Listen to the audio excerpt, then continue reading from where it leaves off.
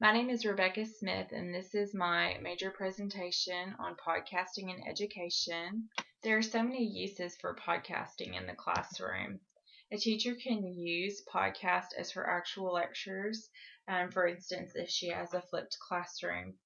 A flipped classroom is a different model of classroom. So in a traditional model, you have the teacher giving a lecture in class, and then the students work on problems at home. A flipped class changes that, where the teacher, uh, records lectures and the students listen to that at home, and then problems are worked on in class with the teacher's help. A teacher can also use recorded lectures for Cyber Day assignments.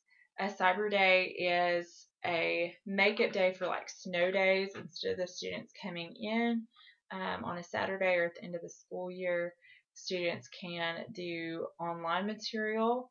And so a teacher could record a lecture for a Cyber Day. It's also a way to help students that are absent a lot for maybe extracurricular activities. It's a way for them to stay caught up rather than having to depend on notes from somebody else. Podcasting can also supplement lectures. If a teacher doesn't want to completely flip her classroom, she may use short podcasts to supplement the lectures that take place during class. A teacher may use podcasts to clarify points that were made in previous lectures or to prepare students for upcoming lectures, almost like a trailer for what's coming next. It's also a great way to give students feedback. Podcasts can be such a personal way to give students feedback. I also think it's really effective because the teachers are able to give more feedback than they probably would want to write.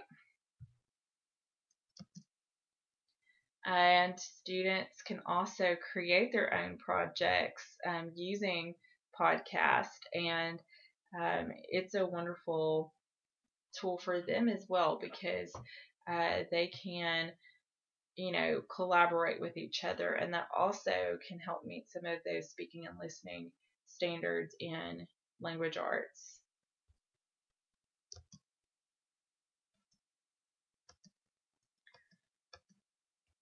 So podcasting can really positively impact the entire classroom.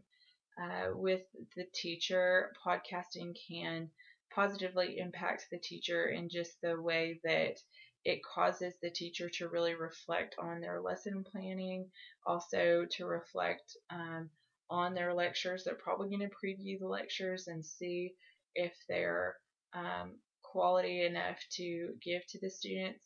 And that leads to the next point, that it is a wonderful tool because it allows teachers to refine their lectures.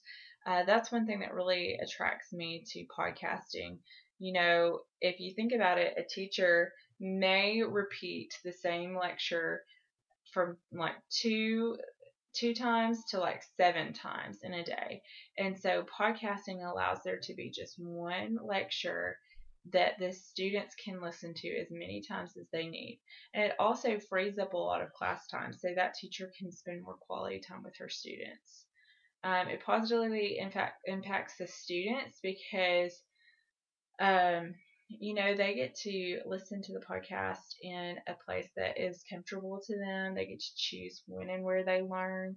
And so most of their, needs, if you think of the hierarchy of needs, most of those needs are met. And so they can freely take in the material that they're learning without the social barriers that may exist in high school or elementary school or middle school. And it also allows them to, they're not comparing themselves to other learners. They're able to just focus on their own personal education. And they're also able to get more help from the teacher in class, and they're more prepared for class. And it also gives them just more of a responsibility for their own learning.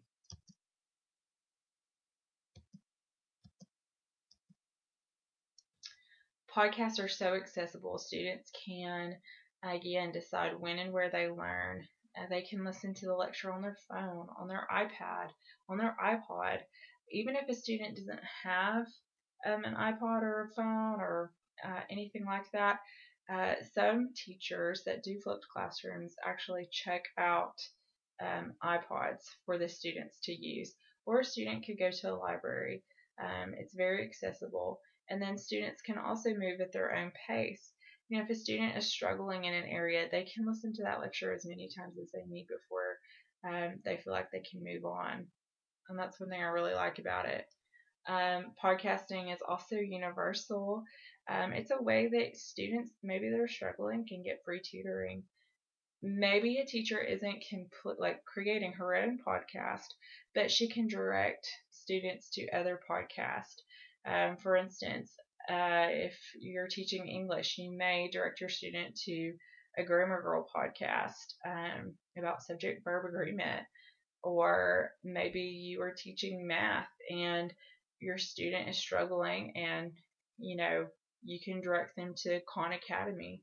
So there's lots of different examples on how a teacher can use podcasts, even if she doesn't create her own.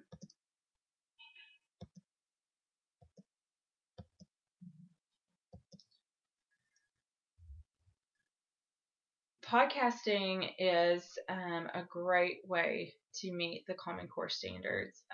Most of the research that I did, I saw that a strong emphasis is being made in the Common Core standards to integrate technology in teaching strategies. And podcasting is a really great way to do that. It's also a really great way to meet the speaking and listening standards found in Common Core, where students are to use a variety of digital media for presentations and to share their findings. And again, if they create video podcasts or regular podcasts, that's a wonderful way to meet that standard. These are some helpful websites. The first one is what I'm actually using right now. This is Screencast-O-Matic, and several teachers use this for their flipped classroom. It's really easy. It's there's a free version. You don't even have to download anything. You can just start recording, and that's really nice. There's also this website, and this is EduCreations. And in EduCreations, a teacher can actually set up a virtual classroom, and students can join their classroom. Let's go to features. The thing that I really like about this is that teachers can actually use this on iPads and phones. And so it's really, really accessible. Capture ideas, share content, share instantly. It's really nice. And the other thing that I like about it is it actually provides examples for how teachers use this technology in their own classrooms. And there's a variety here. You've got a chemistry teacher, you've got a math teacher, and you've got a history teacher. So whatever subject is being taught, there are examples for how to use this technology in your classroom. This is a link that takes you to the Grammar Girl podcast. And again, those are wonderful podcasts for grammar. And then here is a video that I referenced earlier. And this is an example on how to personalize feedback using podcast. Oftentimes when students hand in a paper, I decide to offer them some personalized feedback by creating individual podcasts for them. My preference right now is to read the paper through first, put little anchors, sometimes little keywords, and then I pull out my iPod, I put a little recording device in there, and I push record, and I talk to them. Comment number 1, I really like the title here. I'm actually wondering if maybe just having a colon afterwards and defining this preservation a little bit more might be helpful. I'll offer them suggestions for revision, or maybe I'll read a sentence out loud to them.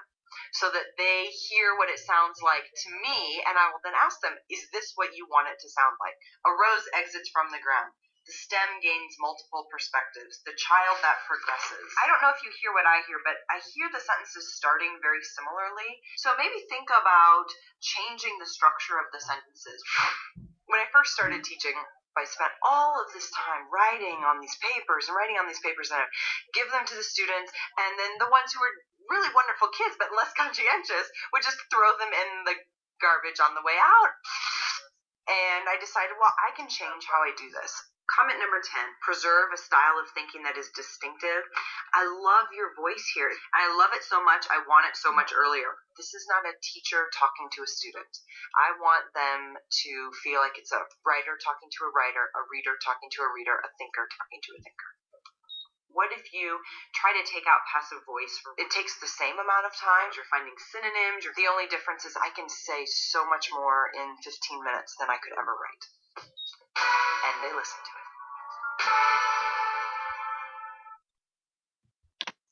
Here's some other examples of how a teacher can use podcast in different content areas. Math is the one that I usually think of when I think of flipped classrooms.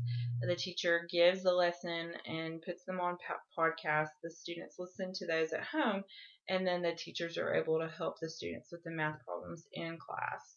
In science, a teacher can again do the lesson on podcast, and then classroom is the time is freed up for hands-on activities and experiments, and I really like that about science because it can make it much more fun.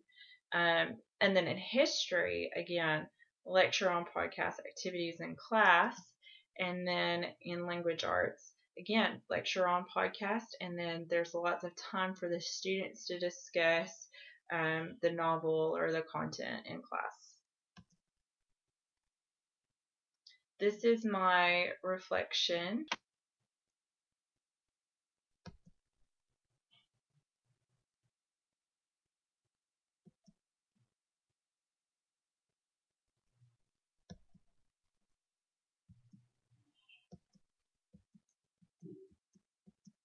And this is my bibliography. So that concludes my major presentation. Thank you.